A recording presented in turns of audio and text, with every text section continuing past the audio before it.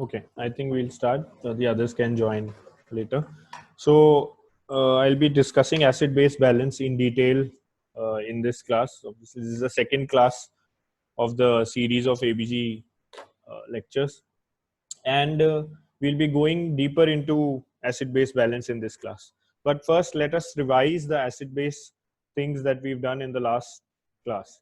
Okay, so you remember we studied that when the pH goes down, it's acidosis, and obviously when the CO2 goes up, it's respiratory acidosis. So if the pH is going down and the CO2 is going up, it's primarily a respiratory acidosis. If the pH is going up, that means there is a alkalosis going on. There is an alkalosis going on, and the CO2 is going down. It's respiratory alkalosis. In metabolic disorders, if pH is going down and you find that the bicarbonate is also going down, it's primarily a metabolic acidosis, correct? And if pH is going up and bicarbonate is also going up, it's primarily a metabolic alkalosis. Okay. And also we studied about mixed disorders. So we studied the rules of compensation. So compensation has to be applied when there is a confusion.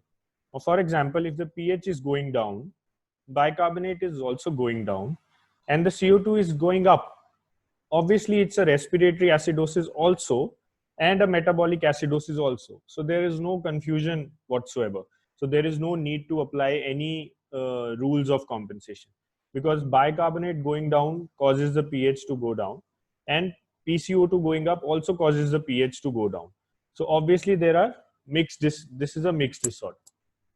In case of alkalosis, if you find that the bicarbonate is going up and the PCO2 is going down and the pH is also going up, obviously it's a metabolic plus a respiratory alkalosis. It's a mixed disorder, definitely. Why? Because both these processes are contributing to the change in pH. So when you see that the PCO2 and bicarbonate are going in the opposite direction, you will see that it's a mixed disorder, correct? Now, in cases of, this is where you have to apply the rules of compensation. When you find that, for example, pH is going down, so there's an acidosis, and you see bicarbonate is going down, and in compensation to that, PCO2 is also going down. So this is obviously a metabolic acidosis, but it can either be a pure metabolic acidosis or a mixed disorder, depending upon the rules of compensation that we discussed in the last class, correct? Now, just to revise in one slide the rules of compensation. This is in case of metabolic acidosis. What happens in metabolic acidosis? In metabolic acidosis, pH is going down, bicarbonate is going down. So you have to compensate, the body starts throwing out carbon dioxide, correct? So that there is some respiratory alkalosis to compensate the metabolic acidosis. In that case, you find the expected CO2. Now, the expected CO2, you remember in metabolic acidosis is 1.5 into bicarbonate plus 8 plus minus 2. If the CO2 is more than this expected CO2, there is a component of respiratory acidosis. And if it is quite below this expected value, there is a component of respiratory alkalosis also. In case of metabolic alkalosis, the formula is 0.7 into bicarb plus 21. And in case of respiratory disorders, you remember, I told you this is acidosis, this is alkalosis, these are acute disorders, and these are chronic disorders. So for every, in case of, for example, respiratory acidosis, in an acute respiratory acidosis, for every increase in 10 CO2, there will be an increase of 1 bicarbonate. In case of chronic respiratory acidosis, for every increase in 10 CO2, there will be an increase of 4 bicarbonate. In case of acute respiratory alkalosis, for every decrease in CO2, 10 CO2, there will be a decrease of 2 bicarbonate, and in chronic, it will be 5. Okay, that is the revision of the last class. Okay. Now we move on to how to check validity of an ABG. Now you can remember, this is most of the ABGs that we study range between 6.9 to 7.7. Just remember this value. So at every concentration, at every pH that you see, there is a specific concentration of H plus or proton ions that should exist, correct? 7.4 is our baseline pH, yes, and H plus or the proton ion concentration at that point is 40. Now I explained to you, and it's obvious that when pH decreases, the H plus ion concentration increases. So it's not a very difficult table to mug up. You can also put these in your ICUs or in your room, wherever you want to do it. So when you find a pH of 7.5 in your ABG, the expected H plus ion concentration should be 32. Okay. At 7.4, the H plus ion concentration is 40. At 7.3, it's 50, and so on according to this table. Okay. Now we'll use this table to calculate and to find out if the ABG that we are seeing is valid or not. For example, if the pH is 7.45, so obviously the H plus ion concentration must be between 40 and 32. Okay. Let us look at an example. Yeah. Do you remember in the last class we did this formula? pH is directly proportional to bicarbonate by CO2. Always keep this in your mind when you are looking at an acid-base disorder in the ABG. And we know that pH is a negative logarithm of positive proton ions or H plus ions. So the formula, this is the Henderson's equation. Whenever you want to calculate the H plus ions, you use this formula. Okay. H plus is equal to 24 into PCO2 divided by bicarbonate. It's a very simple formula to remember, and this is what we use to validate the ABG. Now let's take an example. So this is an ABG, and you see that the pH is 7.2. Okay, so it's an acidosis. CO2 is 63.6.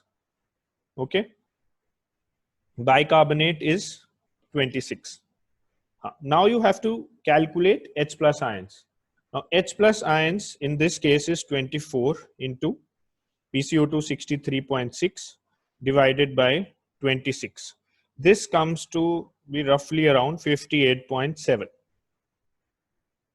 Now you look at this table. 58.7 obviously lies somewhere between 50 and 63, closer to 63, right? So your pH in your ABG should lie between 7.2 and 7.3 and closer to 7.2. Understood? So you look at the ABG now. Your pH is 7.220 in this ABG. And your H plus concentration that you've calculated through the ABG is 58.7. And it lies somewhere here. So the pH is 7.22 and the H plus ion concentration is 58. So this is a valid ABG. If, for example, your pH in the ABG was 7.1 and your calculated H plus ion was 58, this would have become an invalid ABG. So before interpreting an ABG, obviously we don't get time to do it all the time, but you should validate the ABG. If you find that the H plus ion concentration is not corresponding to the corresponding pH at that H plus ion concentration, you must ask for a repeat ABG. Okay, so that is how you check the validity of an ABG. Okay, also this H plus ion concentration is used to determine if the respiratory disorder is an acute disorder or a chronic disorder. You remember we made this 10, 1, 4, 2, 5. Yes, but I told you that clinically you have to determine whether this is a respiratory acute disorder or a chronic disorder. So yes, the history helps you a lot, because if a patient has COPD, mostly it's a chronic disorder. But what if the patient has COPD with an acute exacerbation? What if the patient who has COPD has taken excessive sedatives and now has a component of obstruction? So that patient is probably now an acute on chronic respiratory acidosis, right? So there is a formula now to determine whether it's a chronic respiratory disorder or it's an acute respiratory disorder. And this formula applies to both acidosis as well as alkalosis. Okay. Obviously, the first thing is clinical. Nothing in ABG, you cannot interpret an ABG just on the ABG. So whenever we discuss ABGs, it should always be with a case scenario. So this patient presented with chronic smoker, this, that. Okay, without clinical aspects of the patient, the ABG has no value. So if a patient is known to have COPD, you know he's a smoker for 40 years, you can take for granted almost that he'll have some chronic respiratory acidosis. And obviously, if there's a disorder, you can find out if it's acute or chronic. So how do you do that? Again, as I said, this formula is very important. You calculate H plus again.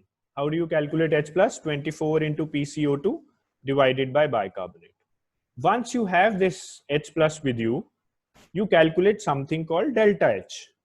Delta H is difference of the H plus calculated with the baseline H plus. The baseline H plus, you remember in our table that we saw, the baseline H plus is 40. Like the baseline pH is 7.4, the baseline H plus or H positive ion or proton ion, whatever you want to call it, is 40. Okay. Now you calculate delta CO2. That means the CO2 on the ABG. For example, in this ABG, the CO2 is 63. Okay. And you minus it from the baseline CO2, which is also 40. You remember our baseline value for calculation for CO2 is 40 because the normal value is 35 to 40, right? Now you get this ratio. So ideally in all your ICUs, you should have calculators. You should not use phones in ICU. So you should keep calculators bedside. If this ratio is less than 0.3, it's a chronic disorder. If it's more than 0.8, it's an acute disorder. And if it's 0.3 to 0.8, it's an acute on chronic disorder. We will take an example of this. Okay. So for example, if the pH is 7.25, PCO2 is 80 and bicarbonate is 34. Now let us calculate the H plus ion concentration. Using the formula 24 into PCO2 by bicarbonate, our H plus concentration is 56. Okay. And delta H therefore is 56 minus 40 is 16. And we see that the PCO2 is 80. Our baseline PCO2 is 40. So the delta PCO2 is 40, right? So our delta H plus by delta PCO2 is 16 by 40, which is 0.4. And in this patient has an acute on chronic disorder. So patient acute on chronic respiratory acidosis, which is very common in patients with COPD who present with an acute exacerbation, or COPD patients who've taken a sedative pill. Okay. I hope the respiratory acidosis and the differentiation between acute and chronic and the validity of ABG is clear. If it is, I will move on to metabolic, mixed metabolic disorders. Okay. So now what happens is there are metabolic disorders, but it's not as simple as we think it is. There is a metabolic disorder, but it can either be a high anion gap disorder or a normal anion gap disorder. And there are various causes of both. Then there are metabolic disorders where there can be a metabolic acidosis with a metabolic alkalosis, or a high anion gap metabolic acidosis with a normal anion gap metabolic acidosis. So what is an anion gap actually? So anion gap is actually unmeasured anions minus unmeasured cations. Okay, yeah. So how do you calculate? Remember that the total number of anions and the total number of cations in the body is equal. The body is always in a state of balance. If the number of cations increase, the number of anions will increase, so that there is homeostasis all the time. It's another thing that you might not be able to measure those ions, measure an anion or a cation, but the body always maintains. So the anion gap that you calculate is actually only a virtual anion gap. There is no real anion gap. It's just that you've not been able to measure those extra anions or extra cations. Okay. For example, a very common disorder of high anion gap metabolic acidosis is lactic acidosis. And those lactates are the unmeasured anions in the body, because in your formula for your anion gap, you do not use lactate. So when that unmeasured anion increases in the body, you say it's a high anion gap, but actually the body is balancing cations and anions. So you see the total number of cations on the left side are equal to the total number of anions on the right side. Now, if you rearrange this formula, unmeasured cations, and you bring this anions here, you bring this unmeasured cations here, and you bring chloride and bicarbonate on this side, it becomes sodium plus potassium minus chloride plus bicarbonate. This becomes the value of your unmeasured anions minus unmeasured cations, which is the anion gap. But because potassium has just a value of 4 in the blood, and sodium, chloride, and bicarbonate have very high values, so generally in most formulae, potassium is ignored. So the anion gap, which is unmeasured anions minus unmeasured cations, becomes sodium minus chloride plus bicarbonate. This is the formula for calculating anion gap. Now there are various books that mention different normal ranges for anion gap.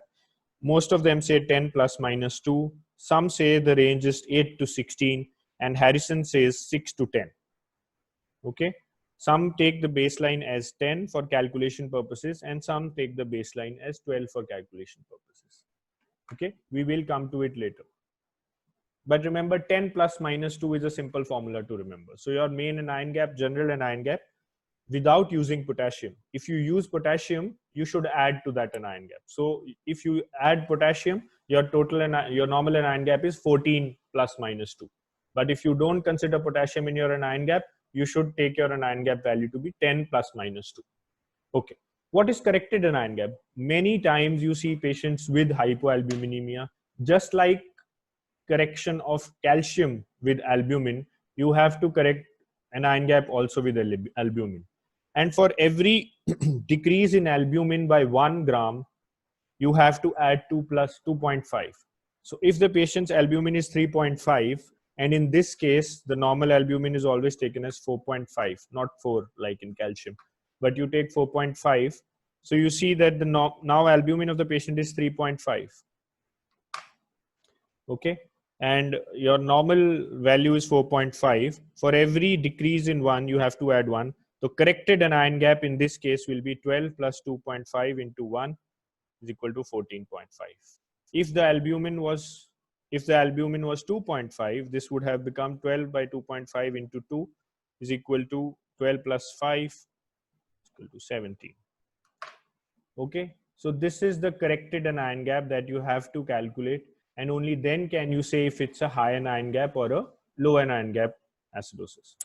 Now let's look at the examples of high anion gap metabolic acidosis. Most of the metabolic acidosis that you encounter in your emergency are high anion gap metabolic acidosis. They are sometimes called AGMA or anion gap metabolic acidosis, or some people call them HAGMA or high anion gap metabolic acidosis. So you can remember mud pilers as your mnemonic. Methanol, uremia is very common. Okay, sorry. Uremia is common. DK is very common. Lactic acidosis is very common. You must remember that kidney failure, diabetic ketoacidosis, and lactic acidosis of any cause mostly leads to high anion gap metabolic acidosis. Then there is something called NAGMA or NAGMA, non-anion gap metabolic acidosis, also called normal anion gap metabolic acidosis. Most common cause in this case is renal tubular acidosis and diarrhea. The other causes are also present, but not very commonly seen. Must remember renal tubular acidosis and diarrhea. So if you find a patient with metabolic acidosis and you calculate the anion gap and it is normal, and especially if the patient has hypokalemia, you must think of hypokalemic renal tubular acidosis conditions. Okay, you must ask for history of diarrhea. Once you've got a normal anion gap metabolic acidosis, As I told you, the two main causes of normal anion gap metabolic acidosis or NAGMA are renal tubular acidosis and diarrhea. But how to differentiate? Sometimes the history is very vague. Sometimes the patient is not awake. How do you differentiate? For that, you have to calculate something called urinary anion gap.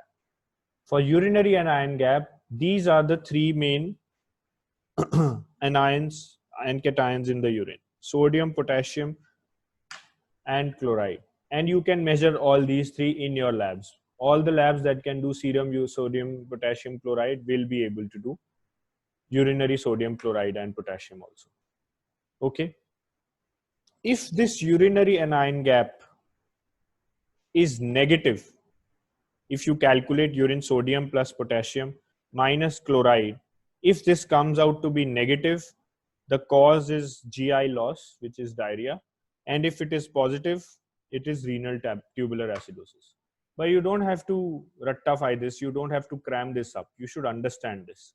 Now you remember that the normal response of the kidney is whenever there is acidosis in the body, it tries to throw out ammonia from the kidney so that that acidosis is reduced. Okay, so the ammonia is excreted as a normal response to acidosis by the body. Okay, now for example, you have, now you look at this value again. So in same as we did in the serum anion gap, total anion cations in the urine, sodium plus potassium plus unmeasured cations, is equal to chloride plus unmeasured anions, including bicarbonate. Because we measure only sodium, potassium, and chloride in the lab, that is why all the other cations are unmeasured cations and all the other anions are unmeasured anions. And you rearrange this equation again, the urinary anion minus urinary cation, which is the urinary anion gap, comes out to be sodium plus potassium minus chloride. This is how you will calculate. Okay, this is what we've done in this equation. Now, in case of diarrhea, for example, the renal function is absolutely okay. So the body, the kidney tries to throw out ammonia, right? So ammonia is an unmeasured cation. So when the unmeasured cation increases, this UA minus UC becomes so less that it becomes negative. That is how you come to a negative urinary anion gap is equal to diarrhea. Okay. But if there's a renal tubular acidosis, the kidney is not functioning well. So the kidney is not able to produce ammonia. So this value of urinary unmeasured cations remains low, and UA minus UC is a positive value. Okay. Understood? I hope it is clear. It's a little complex. You can listen to this again. I will send you the slides on the group also. Okay. So if you calculate the urinary anion gap, this is done only in cases of non-anion gap metabolic acidosis to differentiate between the renal cause and a GI cause. If the urinary anion gap is negative, it is the cause is GI, which is diarrhea. And if it is positive, the cause is renal tubular acidosis. Okay. Now let's look at mixed metabolic disorders. And now, so I was talking about metabolic acidosis with metabolic alkalosis, right? Now this is done only if it's a high anion gap metabolic acidosis. So you remember all the causes, mud pilers, most important being uremia, diabetic ketoacidosis, and lactic acidosis. If you find such a patient, you've seen the ABG and the anion gap is high, right? You now calculate something called the gap-gap ratio. The gap-gap ratio is delta anion gap divided by delta bicarbonate. Okay. Our baseline delta anion gap is always taken as the highest value, which is 12. So the delta anion gap will be the calculated anion gap minus 12. So our baseline anion gap is 12. And our delta anion gap will be anion gap that you calculate on the ABG or the electrolyte values minus 12. And our baseline bicarbonate, as we all have been using, is 24. So this ratio, delta anion gap by delta bicarbonate, tells us the value. Okay, so let us look at it. We have only 10 minutes left. If this ratio, when you see delta anion gap by delta bicarbonate, if this ratio is exactly 1, it is pure high anion gap metabolic acidosis. If it is more than 1, it is high anion gap metabolic acidosis plus a metabolic alkalosis. So you see there can be a combination of metabolic acidosis plus a metabolic alkalosis. For example, a patient who's diabetic has diabetic ketoacidosis. So he has a high anion gap metabolic acidosis now. But for his hypertension, he has been on diuretics for long. He might have a metabolic alkalosis also. And if this patient has the ratio of delta gap by delta bicarbonate, which is also called delta delta ratio or gap gap ratio, if it is less than 1, it is high anion gap metabolic acidosis plus a normal anion gap metabolic acidosis. Now this is a little complex, but for example, a diabetic ketoacidosis patient has diarrhea. He can have high anion gap metabolic acidosis with normal anion gap metabolic acidosis. And this you calculate using a delta delta ratio. Let's take an example. In this case, pH is 7.17. Okay. PCO2 15, PO2 125, bicarbonate 5, sodium 40, and chloride 95. Let's look at the anion gap. Anion gap would be 140 minus 95 plus 5. So it is 40, correct? So our anion gap here is 40. And delta anion gap, as I told you, our baseline value for anion gap is 12. So delta anion gap will be 40 minus 12, which is 28. So this is our delta anion gap, which is 28. And bicarbonate here is 5. Our baseline value for bicarbonate is 24. So our delta bicarbonate is 19. And if you calculate delta anion gap by delta bicarbonate, in this case is 28 by 19, which is 1.47. Since this patient's ratio is more than 1, this is additional metabolic alkalosis. Okay. So ideally, if it's pure high anion gap metabolic acidosis, the anion gap that is existing should be compensated completely by bicarbonate. If there is extra bicarbonate, that means the ratio is more than 1. That signifies additional metabolic alkalosis. And if there is less than expected bicarbonate, that means the ratio is less than 1. Okay. There is additional non-anion gap metabolic acidosis. Let us look at this ABG. pH is 7.298, PCO2 12.3, bicarbonate 5.9. So this is a metabolic acidosis going on, and I've given the values of electrolytes 140, 104, and I've also given albumin, which is the normal value, so you can calculate. So the anion gap is 140 minus 104 by, let's take the actual value as 5.9 is equal to 6. The anion gap comes out to be 30. The delta anion gap comes out to be 18. And you see bicarbonate here is 6. Baseline value of bicarbonate is 24. So the delta bicarbonate is 18. And you see in this case, the gap ratio is 1.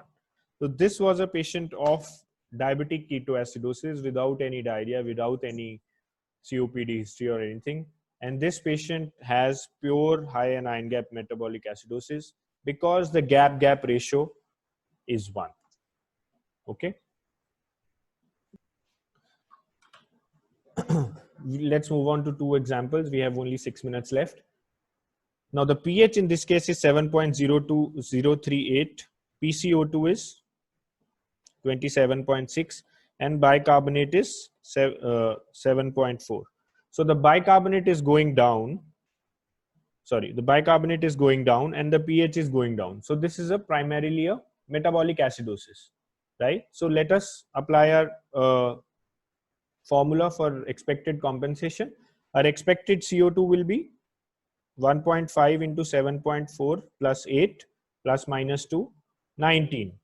Okay, so our CO2 should have been 19 plus minus 2.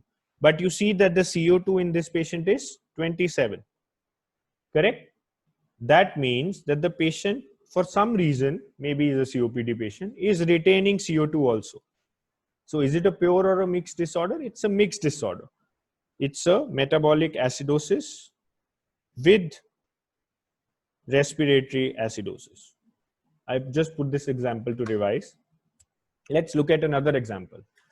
pH is 6.8, PCO2 is 91, and bicarbonate is 15. I think this is very simple, right? pH is going down, PCO2 is going up. That means respiratory component is the cause of pH going down, and bicarbonate is also going down. That means there is a component of metabolic component also that is causing the pH to fall.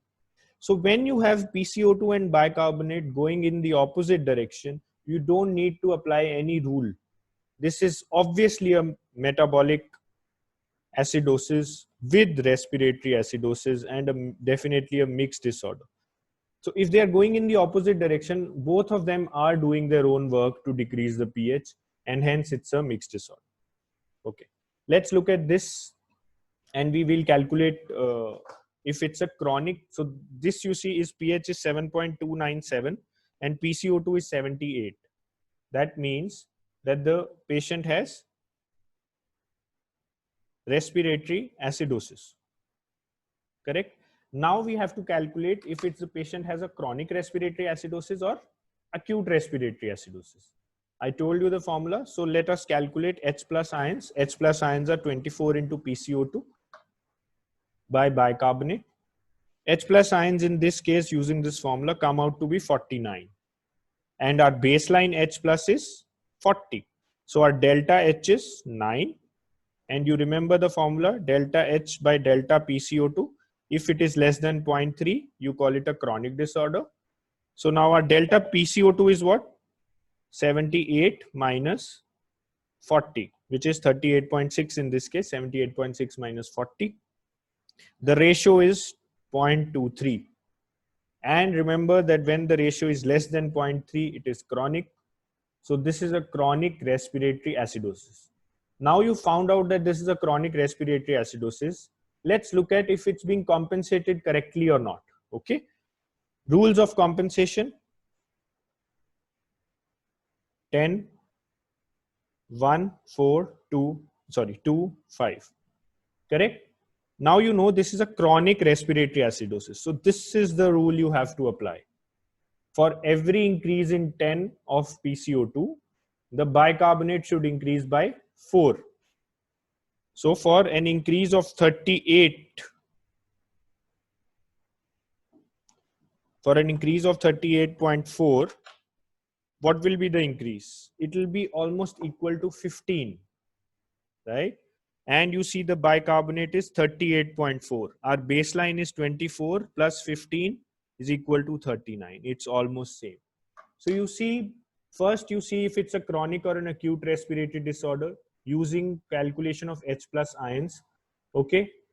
You've done that. You've calculated the delta H by delta PCO2, which is less than 0.3. So now you are sure from this and from the clinical history that this patient has a chronic respiratory acidosis. You apply the rule that we've used and you find that the bicarbonate is exactly almost matching the expected bicarbonate value for a chronic respiratory acidosis. And then you can thus say that this is a pure respiratory chronic acidosis in this patient. This was my class for today. We can discuss all these ABGs and I'll be sending this presentation on the group. Thank you.